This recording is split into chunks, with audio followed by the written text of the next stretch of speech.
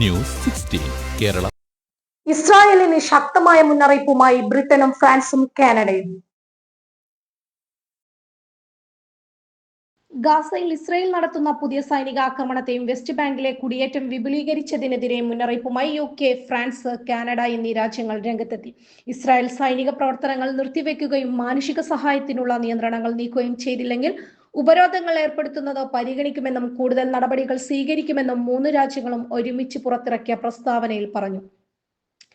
ഭീകരതയ്ക്കെതിരെ സ്വയം പ്രതിരോധിക്കാനുള്ള ഇസ്രായേലിന്റെ അവകാശം ആവർത്തിച്ച് ഉറപ്പിച്ച നേതാക്കൾ നിലവിലെ ഇസ്രായേലിന്റെ നടപടികളെ രൂക്ഷമായി വിമർശിച്ചു.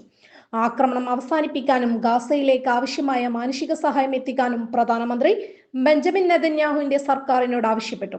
അങ്ങനെ ചെയ്യുന്നതിൽ പരാജയപ്പെടുന്നത് അന്താരാഷ്ട്ര മാനുഷിക നിയമലംഘനത്തിലേക്ക് നയിക്കുമെന്നും മൂന്ന് രാജ്യങ്ങളും പറഞ്ഞു. ഗിഡിയോൺസ് ചാരിറ്റോസ് എന്ന പേരിൽ വടക്കൻ തെക്കൻ ഗാസയിൽ ആരംഭിച്ച പുതിയ ഇസ്രായേൽ കരസേന ഓപ്പറേഷനെ തുടർന്നാണ് വിമർശനം ഉയർന്നത്.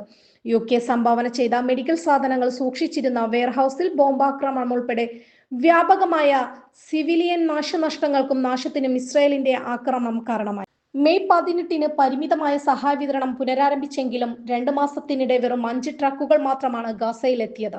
ഗാസയിലെ ദുരന്തത്തിന്റെ വ്യാപ്തിയും നീണ്ടുനിൽക്കുന്ന ഉപരോധവും വൻതോതിലുള്ള ക്ഷാമത്തിലേക്ക് നീങ്ങാൻ സാധ്യതയുള്ള ഒരു മാനുഷിക ദുരന്തം സൃഷ്ടിച്ചിട്ടുണ്ടെന്നും രാജ്യങ്ങൾ വ്യക്തമാക്കി.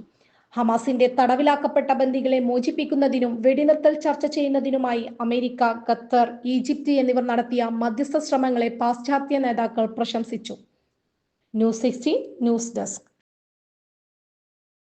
പക്ഷമില്ല, വിവേചനമില്ല. നേരിനൊപ്പം, നാടിനൊപ്പം, നാട്ടുകാർക്കൊപ്പം. News 16 Kerala channel.